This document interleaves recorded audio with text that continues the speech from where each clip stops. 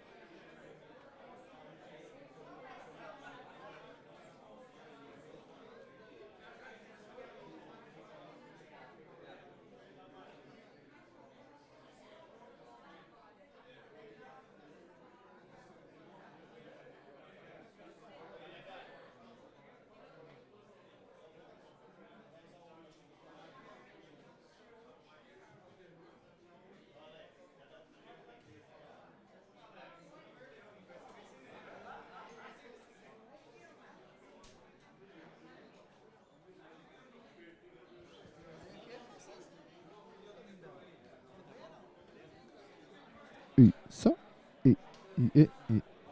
E dois.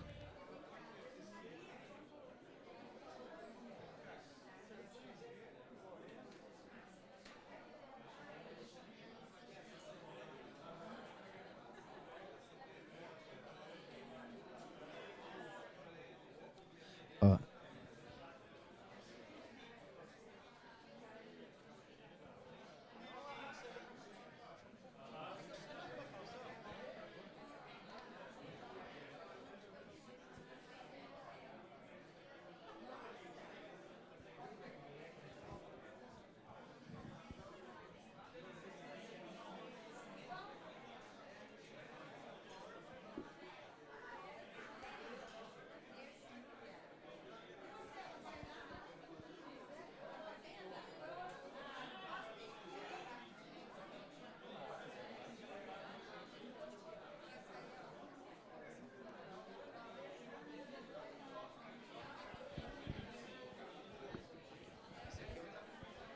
Da Camila.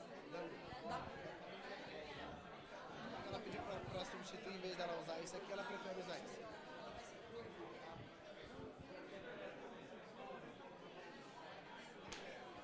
Danilo, tá ligado.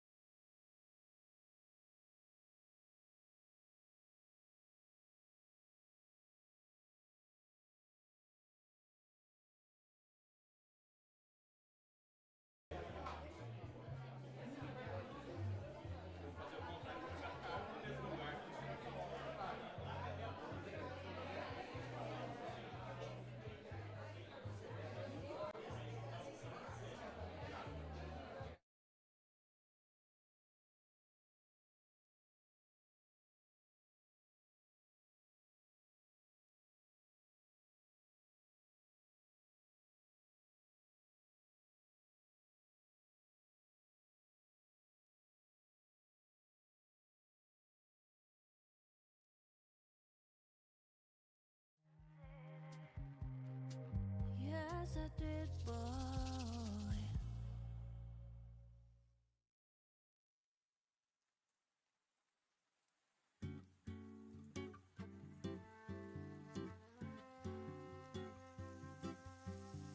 Lord Almighty, I feel my temperature rising.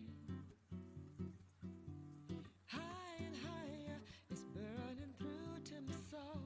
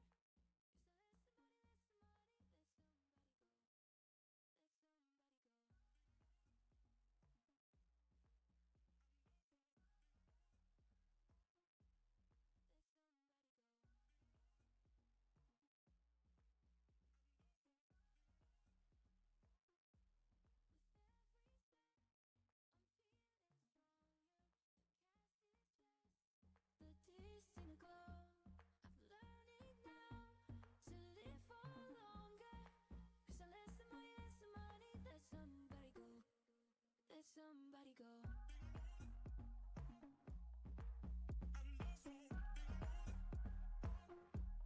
Let somebody go.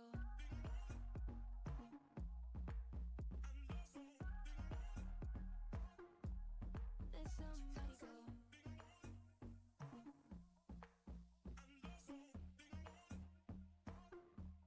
Let somebody go.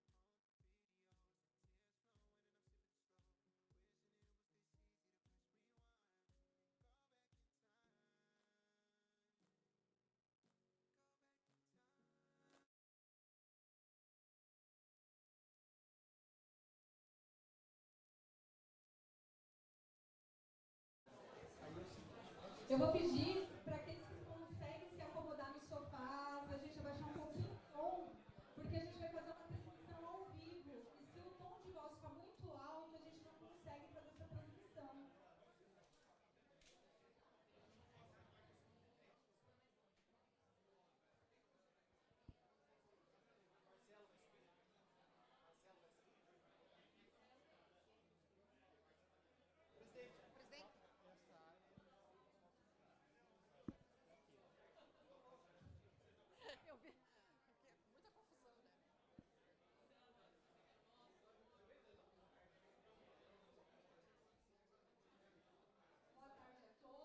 Queria agradecer a presença de todos aqui. Eu sou a Andréia Natarbar, grupo de comunicação. Queria agradecer também aos nossos patrocinadores pela presença neste momento. Estamos aqui para comemorar os 5 anos do nosso programa Campo Vivo, que já está no ar. Hoje ele é nível estadual. E para agradecer vocês, nós vamos passar um vídeo falando um pouquinho desse programa e um pouquinho do que é a Carabá. E em seguida nós vamos dar início ao nosso primeiro talk show.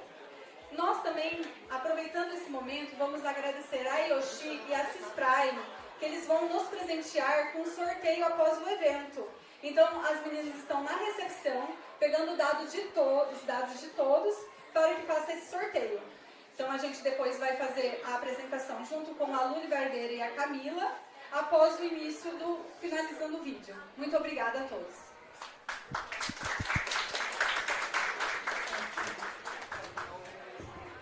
No Campo Vivo você fica por dentro de tudo o que acontece no agronegócio. Mostramos o trabalho com as tecnologias inovadoras, o dia a dia do produtor rural e conectamos você a esse universo fantástico. Todo o movimento das commodities também você encontra aqui. Com equipes em todo o estado do Paraná, te trazemos as últimas notícias do setor produtivo rural. Campo Vivo é comigo, Luli Barbeiro, todo domingo de manhã em todo o Paraná.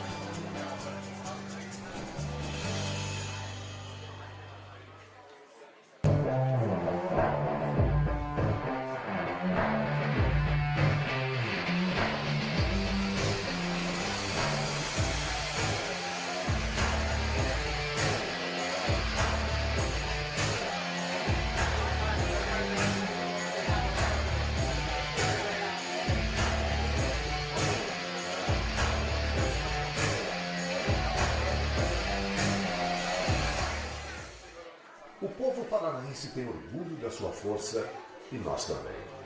Todos os dias acompanhamos trabalhadores, empreendedores, atletas, chefes e artistas talentosos que mostram sua garra. São as vitórias desses guerreiros que nos inspiram, assim como a lenda do guerreiro Tarubá inspirou a nossa trajetória. Somos a plataforma de conteúdo e mídia que aproxima o mundo dos paranaenses. Dá voz e celebra suas conquistas através de formatos originais, feitos para quem é da nossa terra, integrados nos nossos diversos canais. Fortalecemos nossa cultura ao conectar cada um ao valor das histórias contadas, seja no jornalismo, esporte, culinária ou entretenimento. Estamos no seu cotidiano, trazendo informação de confiança com agilidade, escuta e interação com a comunidade. Conhecemos nosso público como ninguém. E assim, construímos valor para anunciantes que combinam com o nosso jeito de comunicar e retratar a vida paranaense. Tudo o que fazemos é para promover e incentivar o povo guerreiro do Paraná. Afinal, onde quer que estejamos, a força paranaense é protagonista.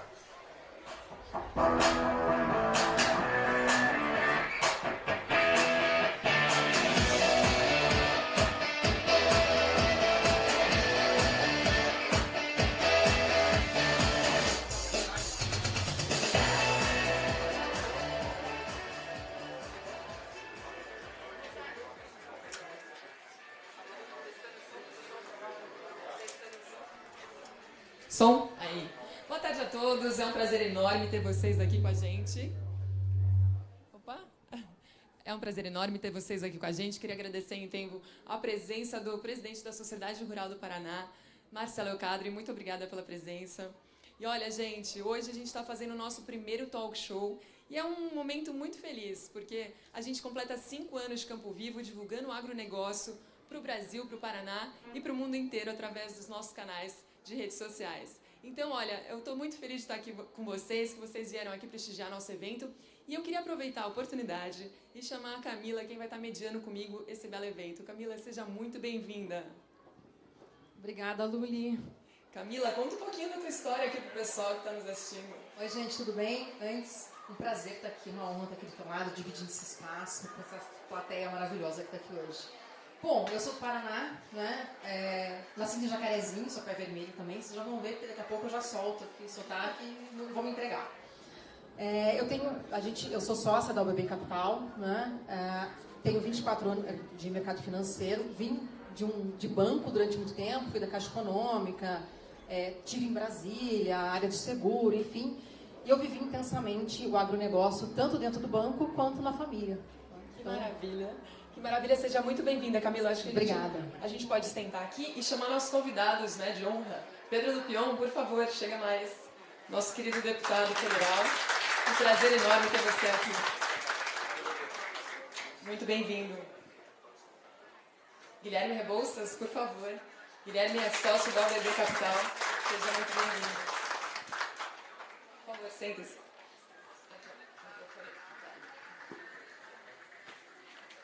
Gente, lembrando que o nosso talk show está sendo transmitido ao vivo pelo canal da Tarobá, tarobá.com.br. Vamos começar nosso talk show, primeiro talk show Campo Vivo, direto da Expo Londrina. Vamos lá. Bom, Lupion, um prazer enorme ter você aqui, mais uma vez. E eu queria que você começasse a contar um pouquinho para nós a tua história, da sua trajetória, como você chegou até aqui hoje representando tão bem nosso agro. Isso eu falo em nome dos produtores rurais. Você realmente é um orgulho para nós e uma música para os nossos ouvidos quando você começa a falar na televisão. Bom, Luli, obrigado. Obrigado pelas palavras, obrigado pelo convite para estar aqui com vocês. Adorei reencontrar a Camila aqui. Batalhamos muito lá em Brasília, no governo passado, principalmente, quando a Camila era lá da Caixa Econômica, vice-presidente, trabalhava com todas aquelas questões de seguro agrícola também. Lutamos muito para avançar. Hoje aqui com outro papel, com outra... vestindo outro uniforme, né, Camila? Mas com os desafios do agro constantes e uma alegria poder estar aqui na Expo Londrina tendo um debate importante como esse. Bom, eu não podia, né, pé de manga não dá limão nem abacaxi, né?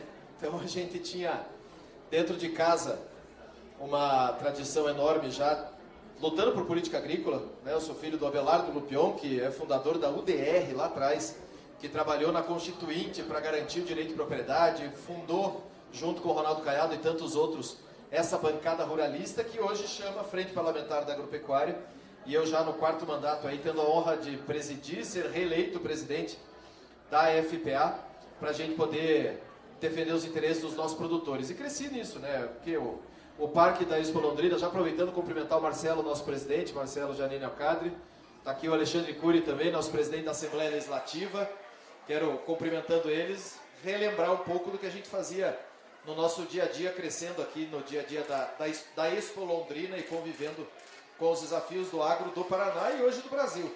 Né? Enquanto a gente está conversando aqui, estou cheio de mensagem dos gaúchos pedindo securitização, da briga do pessoal lá da Bahia sobre invasão de terra, o problema lá do bioma amazônico, as questões ambientais e assim vai. Muito assunto, muito braço para atender num país continental, numa agropecuária super complexa como a nossa. Com certeza. Guilherme, seja muito bem-vindo. Guilherme, que é sócio da UBB Capital. Queria que você contasse um pouquinho o que é a UBB Capital. Ótimo. A UBB Capital, nós somos um hub de serviços financeiros, onde a gente tem uma parte de investimentos, onde a gente investe o dinheiro dos clientes, e a gente tem uma parte que a gente considera muito importante, que a gente ajuda empresas e, ultimamente, a gente tem se aproximado bastante de produtores rurais ou empresas rurais.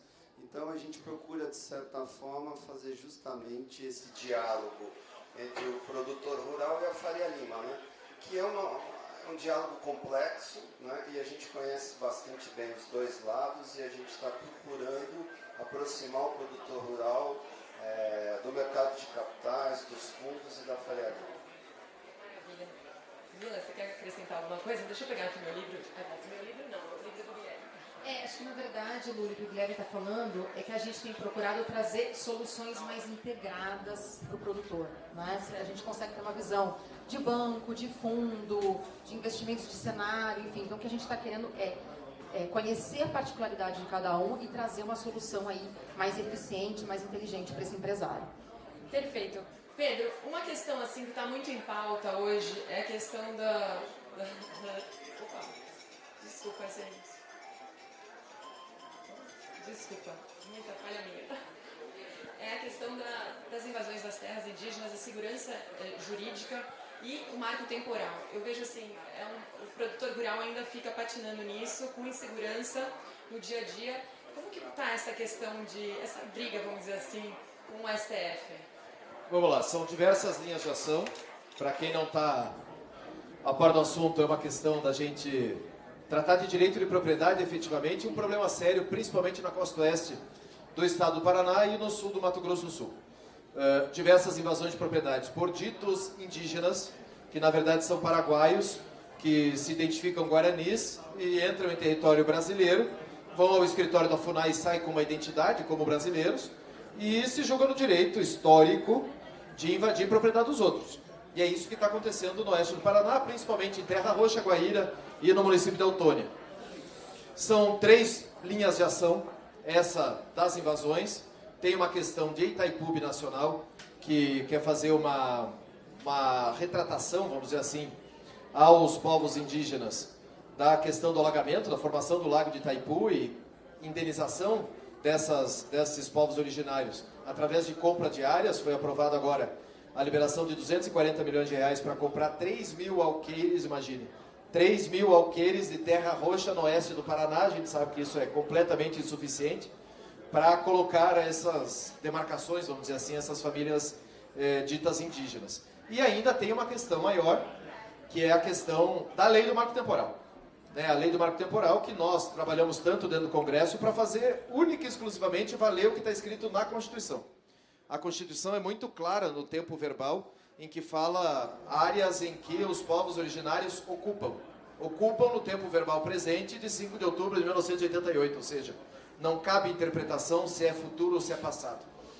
E, infelizmente, há muito questionamento em relação a isso, diversas ONGs, entidades ligadas a esses movimentos, e isso suscitou numa ação direta de inconstitucionalidade na lei que nós aprovamos no Congresso Nacional, que está vigente, a lei vale, né, tanto o reconhecimento do marco temporal quanto a necessidade para novas demarcações de indenização de terra nua e de benfeitoria e com anuência do proprietário, indenização prévia dessas áreas, por isso que não estão conseguindo fazer demarcações novas, e cada uma com um ministro do Supremo.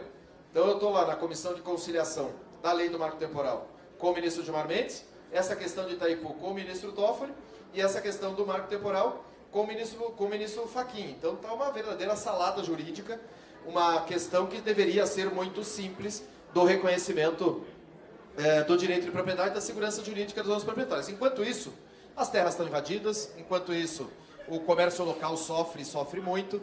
Cidade de Guaíra, por exemplo, tem uma área que chama Eletrosul, é um bairro da cidade de Guaíra, que está completamente tomado por essas pessoas.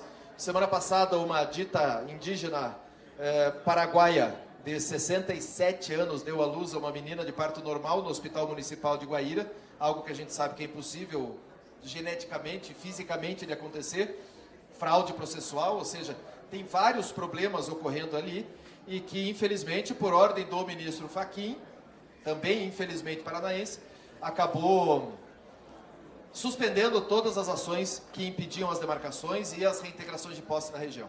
Aí está a Força Nacional protegendo os invasores, os nossos produtores sem poder plantar, sem poder produzir, e aí vem uma proposta. Quando você está com a área invadida, sem ter dinheiro, sem conseguir comer, sem conseguir plantar, sem ter sua subsistência, vem uma proposta de Itaipu para comprar a tua área. Aí é fácil, né? A opção do cara é ficar invadido ou vender. Isso, para mim, nada mais é do que especulação imobiliária, algo extremamente grave que nós estamos levantando, até porque não cabe a Itaipu comprar terra de ninguém, a Itaipu tem que gerar energia, aliás, baixar o valor da energia e não gastar 9 bilhões de reais fora do seu orçamento com questões que nada tem a ver com energia elétrica. Então, é algo que a gente está denunciando, que a gente está correndo atrás. Segunda-feira agora, fiquei 3 horas em reunião com o ministro Gilmar Mendes sobre a comissão de conciliação, da mesma maneira que há uma comissão de conciliação do Tribunal de Justiça do Paraná com essas invasões lá de Guaíra, tentando dar o mínimo de segurança jurídica para esses produtores que são proprietários dessas áreas, ocupantes de boa-fé, têm os títulos, tem áreas com mais de 100 anos de título ali, que precisa ser feita justiça, e o Estado não pode agir. O Estado do Paraná, por se tratar de área de fronteira e se tratar de povos originários ou indígenas, o Estado do Paraná fica de mãos atadas, inclusive a Polícia Militar, de poder garantir essas reintegrações de posse. E o próprio governador Ratinho Júnior já interpelou o próprio Supremo Tribunal Federal, já pediu na Justiça autorização para poder executar as reintegrações de posse e colocar a Polícia Militar, que tem efetivo para isso, e isso foi negado pelo Supremo. Então, há um jogo muito grande do Executivo, do Judiciário, nessa questão de Guaíra, que é uma pena. Em pleno 2025, nós estamos tratando de direito de propriedade, sem contar só as questões indígenas, né? Nós estamos no Abril Vermelho, anúncio de invasão de terra, MST ocupando áreas no Brasil inteiro, no sul da Bahia, uma desgraça, um desastre total, e mesmo assim, o MST dentro do governo. Tem as diretorias do INCRA, tem diretoria na Casa Civil, tem a presidência da Conab, tem o Ministério do Desenvolvimento Agrário, e mesmo assim não estão satisfeitos, porque nunca foi por reforma agrária, sempre foi uma batalha política. E ainda assim o produtor rural tendo que produzir, tendo que lidar com outras questões muito maiores também, né? Guilherme, conta pra nós, como que é a tua visão atual, você que está na Faria Lima, no mercado financeiro. Bom, eu sei que você também usa botina de vez em quando, viu? Mas conta um pouquinho pra nós, como que vocês estão enxergando o cenário atual econômico? Tá. Eu acho que o grande problema atualmente é o nível da taxa de juros, né? Eu acho que a taxa de juros está machucando a sociedade como um todo e principalmente o produtor rural. Quer dizer, tem o juros subsidiado, mas parte, plano safra, e o produtor rural tem que complementar o plano safra com outros recursos e enfrentando esse nível de taxa de juros. E esse nível de taxa de juros é decorrente do excesso de gasto público. Quer dizer, é uma questão relativamente simples, que não está sendo vista com seriedade por esse governo e causa esse problema muito sério da taxa de juros, né? Isso falando de Brasil, né? A gente está vendo o que está acontecendo com o Trump, com tarifas, que aí você coloca um outro fator bastante complexo, inclusive até para o produtor rural. Ainda não existe um consenso, pode ser que o Brasil seja até beneficiado com essa situação confusa, mas todo dia muda, quer dizer, teve mudanças recentes na tarifa, hoje mudou de novo. Então, assim, eu vejo essa questão de tarifa como um ruído a mais, que eu acho que a gente vai passar ainda por alguma turbulência. Espero que dê alguma acalmada e o Brasil não saia machucado dessa história, né? E a questão da China também, né? Quer dizer, a China, ela era estimado que ela fosse crescer 5% esse ano, agora estão revendo o crescimento para 4%, né? E é mais um fator de estresse, né, para o produtor rural também e para o mundo. Então, eu acho que a gente está vivendo um cenário complexo em termos globais e o Brasil, infelizmente, poderia estar numa situação melhor, a gente enfrentando essa taxa de juros num patamar altíssimo. E falando um pouquinho do crédito, deputado, é importante para o produtor ter uma previsibilidade orçamentária, né? E aí a gente teve uma questão aí com o plano safra, enfim. Mas semana passada a gente também teve um golaço aqui do Estado, que foi o primeiro Fiagro estadual. O que isso representa? Bom, para mim é um motivo de orgulho enorme, porque eu fui o autor da lei do agro, você lembra bem disso, que possibilitou a criação dos Fiagros. Então, eu tive junto com o governador, semana passada, né, Alexandre? Tivemos em São Paulo, lá na B3, lançando o primeiro lote dos Fiagros do Paraná, uma alternativa à necessidade da intervenção do Estado na questão de crédito agrícola. E essa é uma realidade que a gente está vivendo. Acho que o Guilherme concorda comigo. Não tem mais como, do tamanho da nossa agropecuária, o tamanho que está a produção no Brasil, a gente ficar dependendo única e exclusivamente de equalização de juros por parte do governo. Primeiro que não tem esse dinheiro, né? A economia está muito mal conduzida, nós temos um problema inflacionário muito grave, gasto público completamente desordenado e descontrolado, e isso faz com que a inflação suba do jeito que subiu, e a taxa de juros tendo que subir dia a dia, e cada reunião do Copom a gente vê um aumento da taxa de juros. Já estamos encarando que no anúncio do Plano Safra lá em julho nós vamos estar ou 15% ou mais que 15% a taxa de juros. Então, é algo que custa muito dinheiro. Equalizar 15% é muito mais caro que equalizar 12, 10, 8, como foi lá no passado. A nossa conta, o que nós apresentamos para o governo, para o Ministério da Fazenda e para o Ministério do Planejamento, foi algo em torno de 25 bilhões de reais necessários para a equalização de juros, mais pelo menos 3 bi de seguro. O seguro precisa garantir essas operações. Quais são os problemas hoje? Além das alternativas que nós criamos, como é o caso do Fiagro, nós tivemos um veto a um dos artigos que nós colocamos na reforma tributária, que é a questão da impossibilidade ou da proibição de taxação dos fiagros e dos FIIs, dos fundos imobiliários. Taxar eles tira completamente a atratividade, ou seja, tira qualquer tipo de benefício de negociação ou de ser contribuinte de um desses fundos. E isso faz com que a gente, ser cotista de um desses fundos, isso faz com que a gente tenha que correr atrás para derrubar esse veto ou resolver. Fizemos um acordo com o Ministério da Fazenda, foi um projeto de lei agora para o Congresso para a gente proibir a taxação de fiagros mais uma vez. Segundo ponto, o seguro agrícola é essencial. A gente vê a situação que está acontecendo no mundo todo, nós tivemos um problema sério hídrico no ano passado, Rio Grande do Sul vai para a 5ª safra de defasagem, uma quebra importante esse ano no sul do Mato Grosso do Sul e no noroeste do Paraná, mais no Mato Grosso do Sul, o Turquino está aqui, não me deixa mentir, praticamente 25% a 30% de quebra no sul do MS, e a gente precisa de seguro. Não tem mais como fazer operação financeira segura se não tiver um seguro condizente, porque a gente sabe, e aí você já foi de banco público, não é o banco que vai pagar a conta nunca. Então a gente precisa conseguir encontrar uma solução para isso, e nós estamos nisso. Nós estamos aprovando uma nova lei de seguros no Brasil, fomos conhecer o sistema americano, fomos conhecer o sistema mexicano. Essa semana agora, voltei hoje de Brasília, ontem e anteontem foram o dia inteiro de reuniões com mexicanos e americanos na ALASA, que é a Associação Latino-Americana de Seguro Agrícola, capitaneada pelo ex-ministro Roberto Rodrigues, buscando soluções para o nosso modelo de seguro, para que a gente tenha um modelo que efetivamente garanta para aquele produtor que quer seguro maior, que ele pague uma pólice maior, mas ele consiga crédito, obviamente, mais barato para conseguir operacionalizar a sua produção. Essa é uma das soluções. Por quê? Porque o seguro obrigatório, que é o Proagro, cortou praticamente 40%. Custou 11 bi, é isso? Custou 11 bilhões de reais ano passado e se tivesse ainda custaria 14 esse ano. Então, realmente está mal utilizado. É um seguro obrigatório de pequenas operações financeiras, de pequenas propriedades, que a gente precisa buscar uma alternativa. No cooperativismo, se eu não me engano, 40% dos beneficiários foram cortados. Então a gente precisa achar uma alternativa, porque esse povo foi tudo para o PSR. No PSR não tem dinheiro para isso. Aliás, desde 2015 até ano passado, foram só 6 bilhões de reais que foram efetivados de seguro agrícola. É muito pouco para o tamanho da nossa safra, que nós estamos falando praticamente 500 bi. Só que aí, quando a gente fala do montante, e o governo gosta muito, e todo governo gosta de anunciar isso, foram 400 bilhões, 500 bilhões plano safra. O que custa para o governo é equalização. São os 25 bi de equalização. O resto é dinheiro dos bancos, das cerealistas, das cooperativas, dos atravessadores todos, das traders. O que acontece? Não é do governo esse dinheiro, ou seja, do montante total do agro, nós estamos falando em praticamente 1 tri do montante total do agro brasileiro. Disso, 400 milhões foi incentivado por essa equalização de juros. Então, o privado já está bancando o agro brasileiro. A gente precisa encontrar alternativas para que o privado participe cada vez mais. Fiagro é uma alternativa. É uma das tantas alternativas que podem acontecer. E agora, no Paraná, o governador Ratinho Júnior saiu na frente. Até teve uma disputa super saudável, eu adorei. Uma disputa super saudável do governador Ratinho com o governador Tarcísio, quem lançava antes.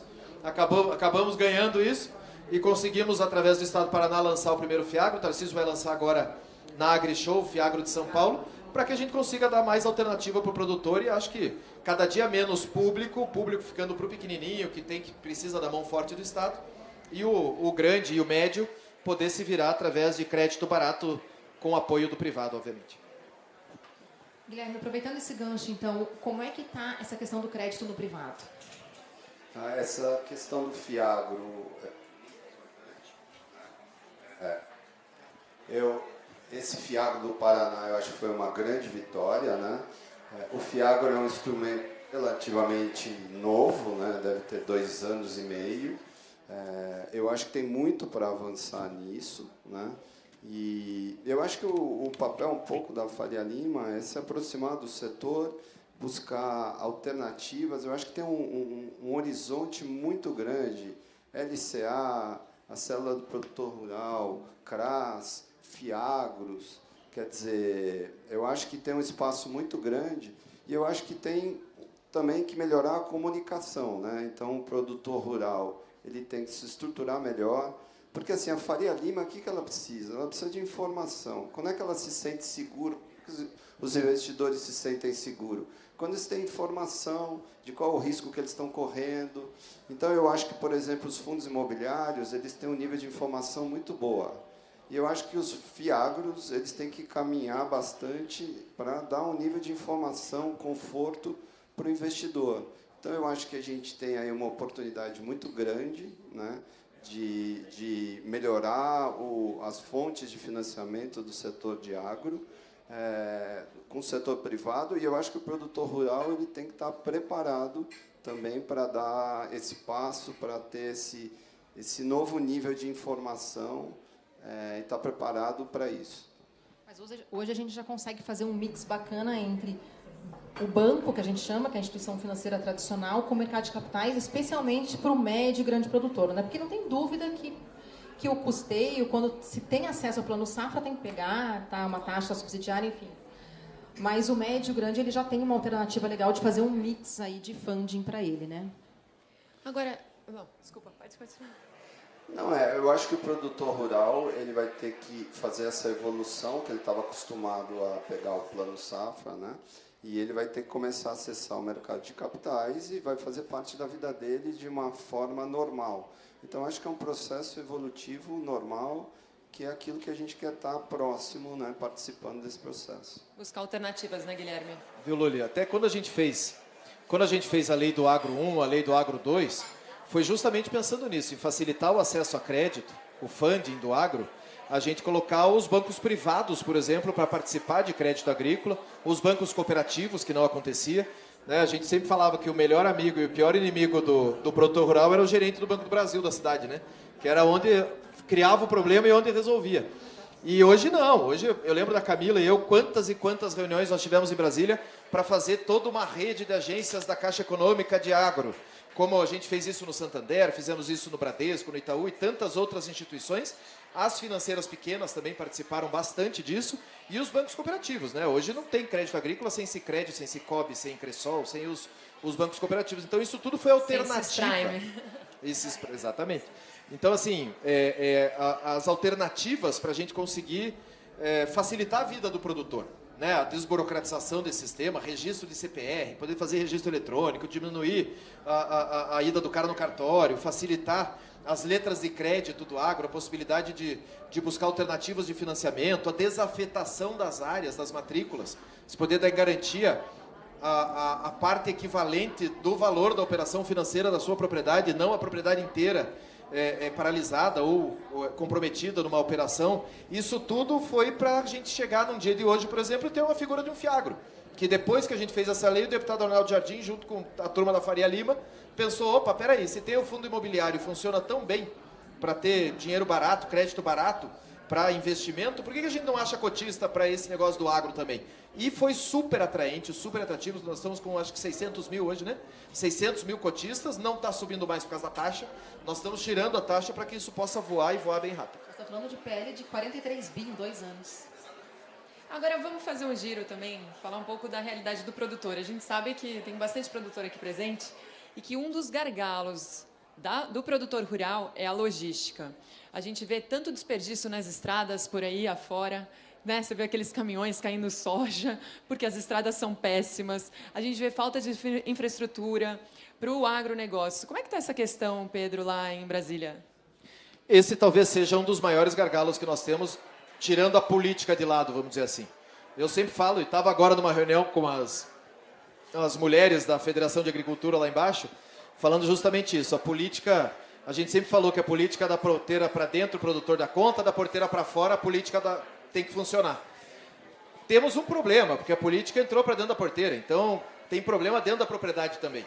Isso tudo depende de dinheiro, isso tudo depende de crédito. E os gargalos que nós temos logísticos, escoamento de safra principalmente, são um dos maiores problemas que nós temos. A gente tem uma produção gigantesca, segunda maior do mundo, quando a gente fala de commodity, de grãos, e a gente não tem onde colocar. Eu tive que ouvir, eu e a ministra Tereza Cristina fomos ao USDA, no Outlook do USDA, lá nos Estados Unidos, Departamento de Agricultura americano, e o economista-chefe olhou para nós e falou assim: ô brasileiros, parem de se achar. Porque vocês falam que vocês são os maiores, os mais fortes, os que produzem uma safra, 2 safras, 3 safras. E a armazenagem de vocês é um caminhão indo para o porto. Que vocês não têm onde colocar. Ou seja, nós estamos aqui falando de seca no Rio Grande do Sul, depois do alagamento que teve lá, porque a gente não tem irrigação. Tá, mas e como resolver isso, Pedro? Privado? Não adianta a gente ficar contando que o governo vai resolver isso. De jeito nenhum, pelo contrário. Nós estamos tentando aprovar uma lei de licenciamento para permitir 163, para permitir Ferrogrão, para permitir Antofagasta, para permitir Bioceânica, para permitir grandes obras logísticas, e a gente trava na ideologia. Nós temos uma ministra do Meio Ambiente que sai do Brasil todos os dias para falar mal de nós e que não deixa o mínimo, por exemplo, chegar uma linha de transmissão elétrica em Roraima, que não tem luz. Então, assim, é esse tamanho do agro que nós estamos falando, que é um agro que, apesar de tudo isso, produz. Qual é a diferença? Qual é a solução? Que no privado a gente encontra o investimento necessário. Vamos lá. Praticamente 70% das recentes exportações de commodities foram para a China. 52% da nossa balança comercial total do agro é para a China. Nos chamaram para um jantar com o embaixador chinês semana retrasada. Ele olhou para nós e falou assim: eu preciso investir. Eu quero investir em infraestrutura, eu quero investir em dragagem, eu quero investir no porto, eu quero investir em ferrovia, me ajudem a poder entrar. E a burocracia e os licenciamentos não deixam acontecer. Então é um problema que a política, que eu te digo, entrou para dentro da porteira, porque ela está afetando o dia a dia do produtor. A gente não consegue achar soluções básicas para o gargalo. Você vê, nós estamos no Paraná. Nós estamos no Paraná, vamos falar, para mim, eu tenho que falar isso, o melhor estado do Brasil. E nós temos problemas logísticos seríssimos. Seja nas concessões de pedágio, seja nas questões para acessar o porto. Há 2 semanas atrás, uma passarela caiu na Anchieta, num acidente. O maior porto do Brasil ficou incomunicável por 48 horas. Então, são problemas que a gente precisa do privado e precisa de ajuda para conseguir desburocratizar o sistema e ter esses investimentos. Bom, maravilha, mas é verdade, a gente torce para que nós produtores rurais possamos ter silos na nossa propriedade, resumindo isso. A gente vai ter que exportar nossa soja, enfim, achar outra solução. Aliás, falando em trampulência recente, que a gente falou aqui sobre mercado internacional, acabou de sair a notícia, eu estava lendo aqui, que a China, depois das tarifas americanas, hoje efetivou a compra de praticamente 1/3 do total de compras mensais da China, de importações mensais de soja da China, 2,5 bilhões de dólares de soja brasileira. Então, por enquanto, estamos aproveitando essa oportunidade. Talvez amanhã, não sei. Vamos surfando. Gente, nosso tempo está curto aqui, que logo mais a gente tem o segundo bloco com a Alexandre Cury e a Rafaela Parra, hein? Vocês já estão? Espera um pouquinho, que daqui a pouco a gente vai começar nosso segundo bloco. Mas vamos começar a encerrar um pouquinho. E, Guilherme, antes de encerrar, eu queria que você falasse para nós um pouco do teu livro, Como Escolher e Administrar Seus Investimentos. Afinal, como é que faz isso? Na verdade, a ideia, eu sempre lidei com investidores, né, cuidando de dinheiro de pessoas físicas, empresas, famílias, e eles tinham muita dúvida sobre tudo, como é o processo de investimento, como é que a gente toma a decisão, por que o dinheiro está investido de uma forma, de outra. Então, a minha ideia foi colocar num livro tudo aquilo como a gente pensa. Quando alguém tem um patrimônio e passa o dinheiro para a gente investir, como a gente toma a decisão, por que a gente pensa sobre as crises, como que a gente entende o risco, como a gente monta uma carteira. Então, esse livro foi meio que para eu dar para o cliente e falar, é assim que a gente pensa. Maravilha. E para encerrar, Pedro, eu queria que você, os jovens que estão aqui, né, afinal são todos jovens aqui na nossa plateia, eu queria que você desse um conselho para quem quer iniciar a política, enfim, falar um pouquinho para os jovens que estão aqui presentes. Eu acho que o exemplo de quem está aqui já é um grande exemplo de jovens da política. Está aqui o Thiago Amaral, jovem prefeito de Londrina. Verdade, Thiago. Obrigada pela presença, Thiago. Está aqui o Alexandre Cury, velho na política, mas jovem de idade, que está aqui, nosso presidente da Assembleia Legislativa, quiçá futuro governador do Paraná, está no caminho. E a gente tem uma bancada super renovada em Brasília, uma participação daqueles que efetivamente têm interesse em ajudar e melhorar as coisas é através da política. Não existiria a bancada ruralista ou frente parlamentar da agropecuária se 6 produtores rurais lá na década de 80, em 1988, não tivessem brigado para ter o artigo 5º na Constituição e garantir o direito de propriedade e fundar uma bancada. Isso é a realidade do que nós temos hoje e é através da política que a gente consegue avançar nesse sentido. Ou seja, dá a cara mesmo, né? Maravilha, eu queria agradecer demais você, Guilherme, por estar aqui presente, direto de São Paulo, direto da Faria Lima, aqui, que honra ao BB Capital aqui presente no evento. Muito obrigada. Obrigado, Lúlio, obrigado a todos. Pedro, você que representa o nosso agro como ninguém, muito obrigada pela sua presença. Eu tomei um pouquinho do seu tempo, porque eu sei que você está girando aqui na feira, que está linda, por sinal. Obrigado, Luli. Obrigado, Camila. Guilherme, prazer dividir esse banco contigo. Sei que o próximo bloco aí a Rafaela vai dar uma aula pra gente, o Alexandre também. E dizer para vocês que essa Expo Londrina, batendo recorde na Expo Londrina do ano passado, orgulho para nós paranaenses brasileiros, contem sempre com a gente aí. Que maravilha, em tempo, gente. Muito obrigada. Eu queria agradecer a presença do nosso querido prefeito, Thiago Amaral. Thiago, muito prazer ter você aqui com a gente. Em tempo, eu queria agradecer o apoio da Yoshi Engenharia, OBC, Soluções Financeiras, OBB Capital, Cooperativa Integrada, Alcântara Agroengenharia, Bravino e a Cis Prime, Cooperativa de Crédito. A vocês, meu muito obrigada, porque sem vocês esse evento não estaria acontecendo. Bom, vamos começar o segundo bloco, já que aqui a gente emenda uma na outra, né? Muito bem-vindo, Alexandre. Obrigada pela presença, Alexandre. Cadê a Rafaela? Ti? Dá uma palavrinha?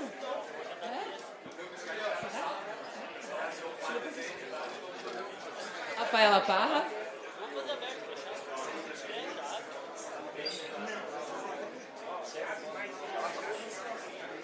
Oi, Rafa.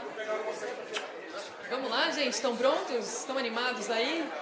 Então se acomodem por aí que a gente vai começar o segundo bloco aqui, direto do primeiro talk show Expo Londrina 2025.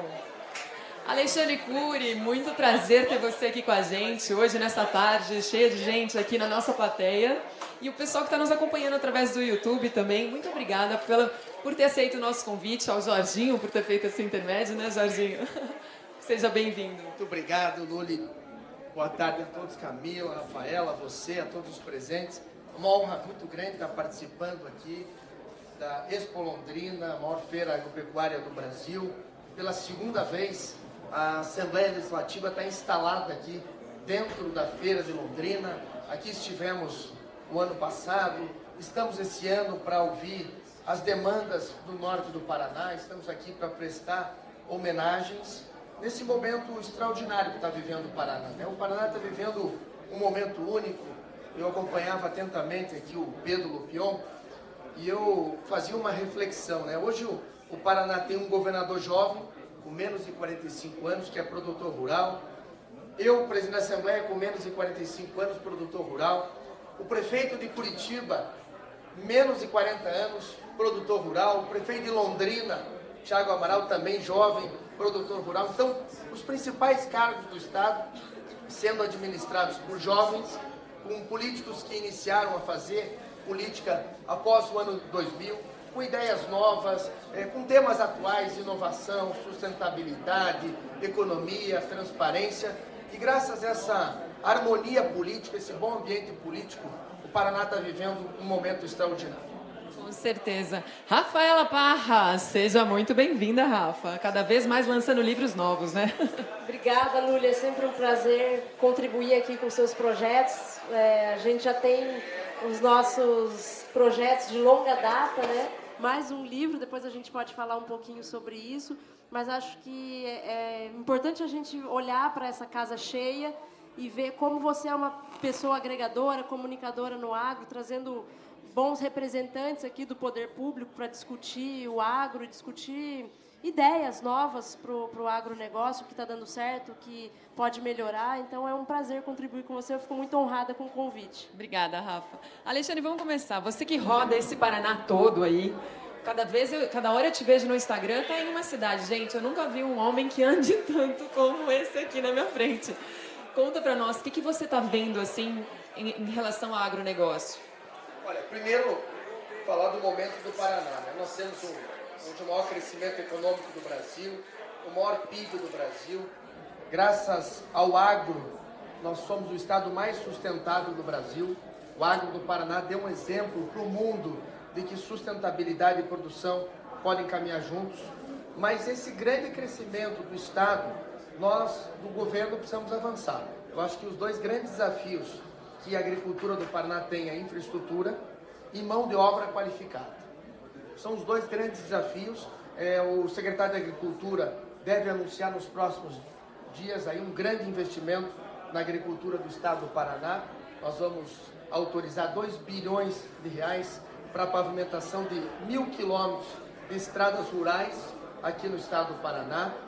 Os prefeitos há muito tempo têm uma demanda em relação a equipamentos agrícolas e o governador Ratinho deve anunciar o maior investimento da história do Paraná, são quase 1 bilhão e 800 milhões de reais para que os 399 prefeitos e prefeitas do Paraná façam aquisição de equipamentos agrícolas para recuperar as nossas estradas rurais. Como disse o Pedro, o Paraná fez um golaço em relação ao Fiagro.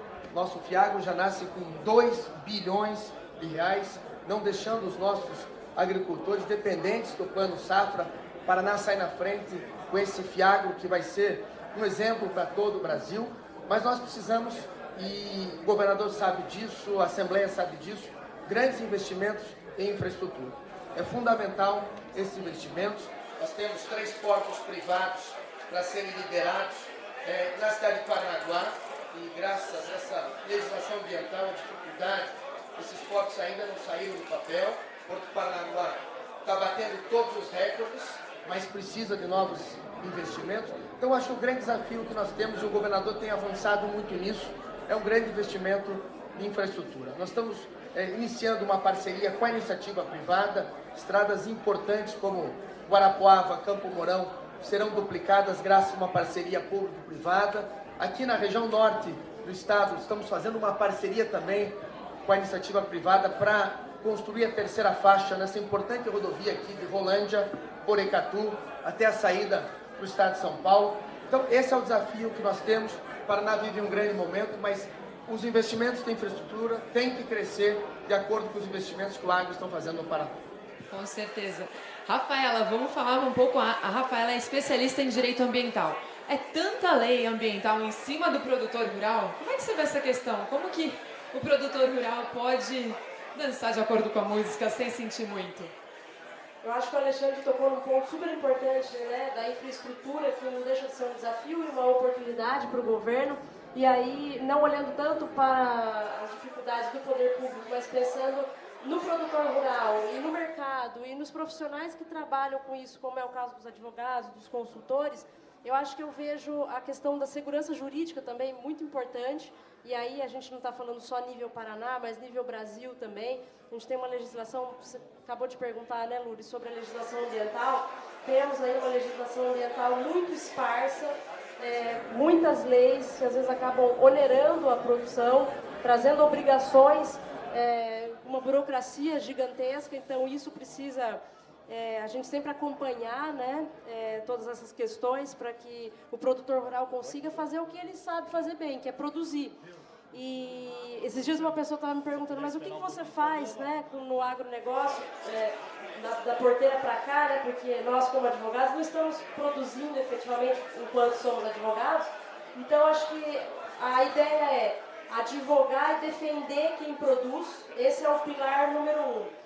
Estar em contato com o poder público, auxiliando nessas políticas públicas, então, a partir dos projetos de lei e verificações de jurisprudência.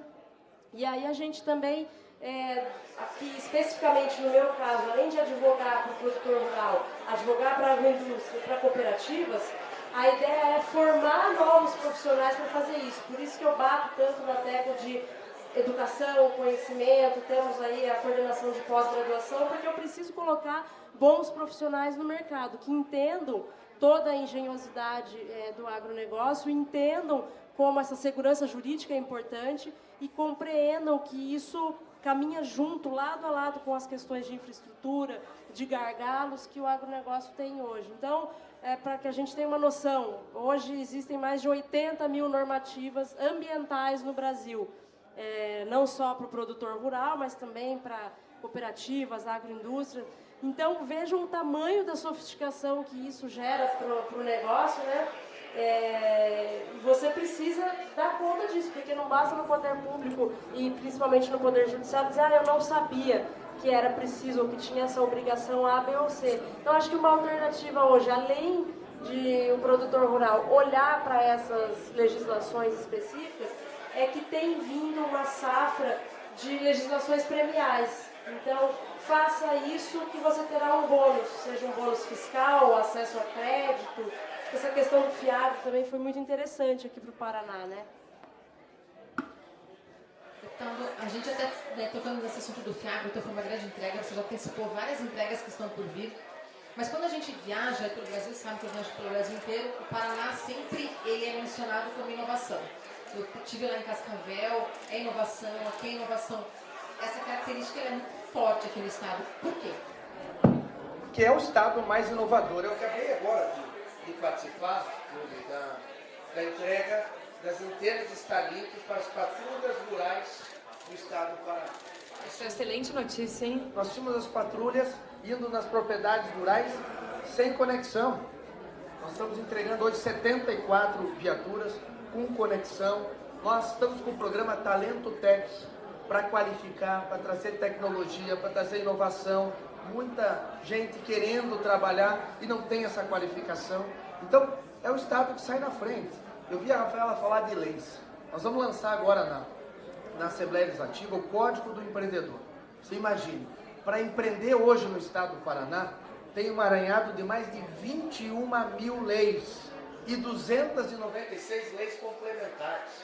Muitas delas ultrapassadas, sem função. Então nós criamos uma comissão dentro da Assembleia Legislativa. Nós vamos analisar lei por lei, revogar aquelas leis que não têm mais funcionabilidade e vamos facilitar a vida de quem empreender no Paraná.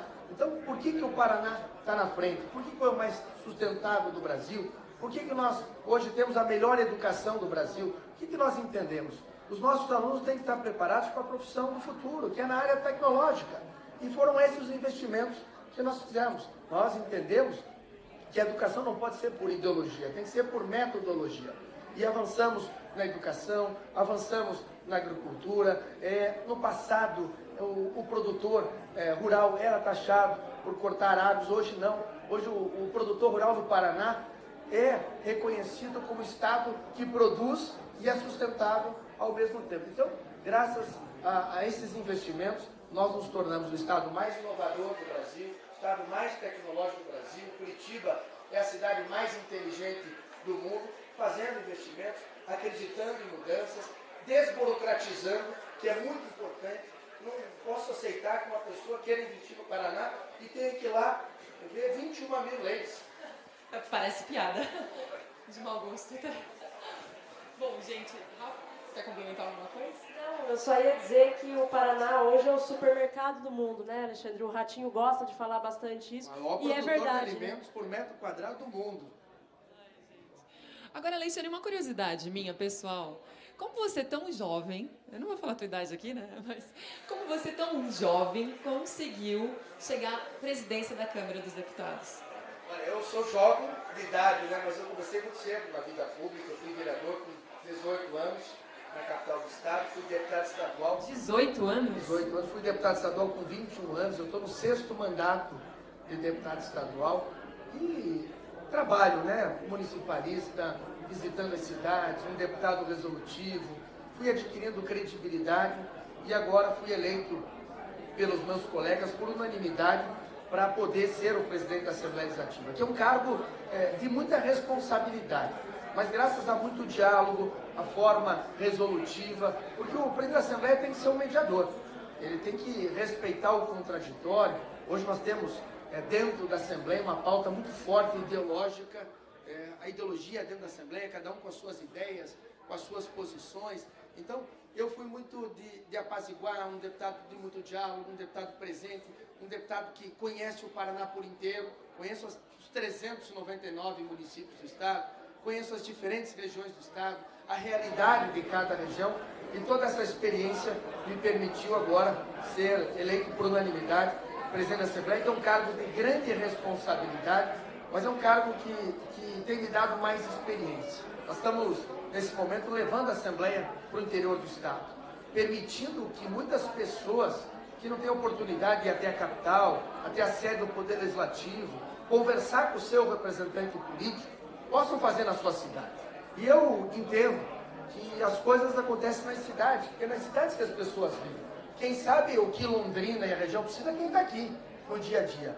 Por isso foi muito importante levar a Assembleia, ouvir as demandas. Nós estamos hoje aqui trazendo respostas para a população de Londrina. Há 2 anos atrás, nós fomos cobrados sobre a duplicação da 445, sobre o viaduto da PUC, sobre o viaduto do Grêmio, sobre o viaduto da Esperança em Cambé, sobre a terceira faixa aqui entre Rolândia até Policatu. Todas as obras ou já estão inauguradas ou já iniciadas. O viaduto do Grêmio, o prefeito Thiago Amaral deve entregar o projeto nos próximos dias, recurso já liberado. O viaduto ali da Esperança em Cambé, projeto já à disposição. Então, esse bom relacionamento, governador, Assembleia, prefeitos, faz com que o Paraná esteja nesse momento, vivendo o melhor momento da sua história. Rafaela, deixa eu aproveitar um pouquinho você, já que a gente fala tanto de crédito no mercado financeiro. Você falou muito de segurança jurídica, mas e o tal do ESG? Caiu em desuso ou ainda é resiliência financeira, é dinheiro? Eu acho que é uma ótima pergunta, porque a terminologia ESG, e aí eu tenho um case prático bem interessante para contar. Todo mundo sabe que o ESG está muito ligado à sustentabilidade, a algumas obrigações específicas que tem que acontecer na cadeia produtiva, seja no dentro da porteira, no antes ou no depois. E aí eu não vou entrar no mérito das diretivas que estão vindo da União Europeia, que isso pode trazer um impacto para nós, e às vezes isso não está sendo discutido pelo mercado, que a gente deveria ser um pouco mais atuante, mediador, mas um pouco beligerante também nessa situação específica do ESG. E não é segredo para ninguém que o ESG caiu no ostracismo lá nos Estados Unidos. O Lupion estava comentando hoje, num evento anterior que a gente estava, sobre que o pessoal lá já está queimando carvão de volta, já está tendo práticas produtivas que não estão muito atreladas a critérios ambientalmente e socialmente de boas práticas. Então, eu acho que essa palavra que você usou, resiliência financeira, é a palavra. Porque nós temos que olhar para o ESG não como um engodo ideológico, mas efetivamente como resiliência financeira. ESG é dinheiro. Isso vai trazer um custo de transação mais baixo para os contratos? Ótimo. Isso vai trazer um problema para os contratos? Não vai ser bem aceito, porque no fim das contas quem manda ali na situação toda é o mercado. E aí o caso prático que eu comentei, eu vi aqui que a Integrada é uma das patrocinadoras, nós estamos fazendo um projeto com a UPL para levar até a COP30 lá em Belém um resultado através de 5 cooperativas, e a Integrada é uma delas, para fazer uma medição de estoque de carbono, de práticas sustentáveis, de questões ESG, e vamos fazer um relatório ESG para mais de 1.000 produtores rurais ligados a essas cooperativas e levar até a COP30 como um case de sucesso. Então, para mostrar que o agronegócio, além de ser pujante, é um agronegócio que também olha para as questões de sustentabilidade. Então, a gente precisa ser respeitado por isso, Com certeza, Rafa. Bom, para a gente finalizar, porque eu vejo que o pessoal ali no fundo está animado, hein? Para a gente finalizar aqui o nosso evento, Alexandre, eu queria também estender essa pergunta para você. Como que você encorajaria os jovens que estão nos acompanhando tanto pelo canal do YouTube, quanto aqui presente, o pessoal está acompanhando no YouTube, tarobá.com.br. Continue aí com a gente, hein? Queria que você falasse qual conselho que você daria para os jovens que querem entrar na política, querem ganhar esse espaço e, enfim, encorajar eles. Olha, eu sou um grande incentivador. Como te disse, comecei muito jovem, com 18 anos, numa época difícil, onde tinha uma dificuldade muito grande de jovens ingressarem na vida pública, mas eu posso garantir aos jovens que é extremamente importante participarem da política diretamente ou indiretamente, porque a política é o melhor mecanismo para melhorar a vida das pessoas, para mudar a realidade de uma cidade, para mudar a realidade do estado. Estava dizendo agora, esse bom ambiente que o Paraná vive, porque há um bom relacionamento. Os poderes, eles são independentes. O governador sempre respeitou a independência da Assembleia Legislativa, mas os poderes têm que viver em harmonia.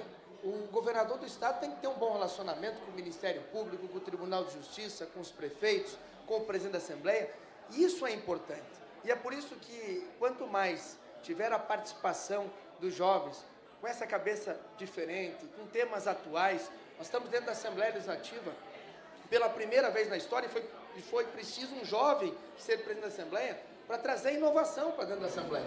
Eu assinei semana passada 4 convênios com a Google para trazer inteligência artificial para dentro da Assembleia.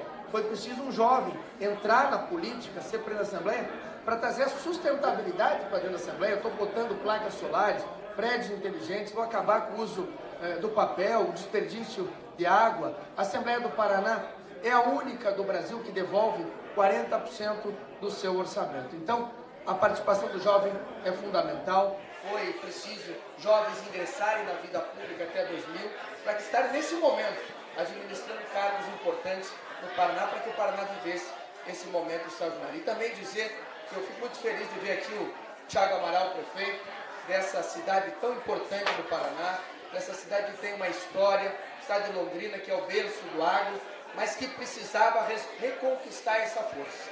E a presença do Thiago Amaral como prefeito da cidade é o retorno dessa força que Londrina sempre teve dentro do Paraná. Essa sintonia, essa amizade, o respeito que o governador tem por ele e a confiança que o governador tem por ele vai fazer essa cidade voltar a crescer, essa cidade voltar a ter a grande importância que teve aqui, que quantas empresas, o berço do agro, quantas personalidades. Daqui a pouquinho nós vamos prestar homenagem aí, pessoas que ajudaram não só no desenvolvimento do norte do Paraná, mas ajudaram no desenvolvimento desse estado, aqui de Londrina. Então, fico feliz de ver o Thiago, que foi nosso deputado, foi presidente da CCJ, sendo prefeito de Londrina, e eu posso garantir a vocês que eu, o Ratinho, o Thiago, o Eduardo Pimentel, essa nova geração vai fazer esse Paraná continuar crescendo, se desenvolvendo, mas nós precisamos muito de vocês. Precisamos do agro, dos empresários que acreditam, que investem. Nós vamos fazer a nossa parte. Muitas vezes, não deixando só o governo atrapalhar o empresário, mas, na maioria das vezes, fazendo esse estado crescer. Obrigado. Obrigada, Alexandre. Gente, e só para finalizar, a Rafaela, ela escreve 48 mil livros, né? Eu já perdi as contas em qual livro que ela tá. Mas, Rafa, mostra aí teu livro pro pessoal, vamos fazer um merchanzinho. Conhecimento não tem atalho, não é? Conhecimento não tem atalho. Acho que vem de encontro com o que o Alexandre comentou sobre as jovens lideranças, né? E esse incentivo para que os jovens também entrem na política, estudem. E aqui tem um pouco da minha biografia, lições de uma advogada sobre marketing, SG e estratégia, porque eu sou uma advogada que gosta de olhar para outras ciências também. Então, tudo que é novo me atrai, inovação, marketing, outras ideias. Esse aqui eu trouxe de presente pro Alexandre, porque a Luli comentou que foi seu aniversário, então esse é seu. Camila, parabéns, tá? Camila, uma palavrinha final da UBB Capital. É só agradecer, Luli, o convite espetacular. Agradecer a Alexandre, Rafaela, Pedro Lupion, o Guilherme, meu sócio que estava aqui, e dizer que a gente está à disposição e super feliz com essa parceria. Maravilha, gente. Eu queria, em tempo, agradecer aos nossos queridos patrocinadores, porque sem vocês, esse evento jamais estaria acontecendo. São eles: OBB Capital, Cooperativa Integrada, Alcântara Agroengenharia, Construtora Ayoshi, OBC Soluções Financeiras, Bravino, Tarobá e Campo Vivo, é claro. E não percam, hein, gente? Domingo que vem, às 7h30 da manhã, eu apresento o Campo Vivo e é claro que eu conto com a sua audiência. E essa transmissão você vai poder rever através do site tarobá.com.br. Obrigada a todos pela presença. Aproveitem esse coquetel que foi preparado com muito carinho a todos vocês. Alexandre, Rafa, Camila, muito obrigada pela presença. Pedro Lupion, Guilherme Rebouças. Até a próxima. Tchau.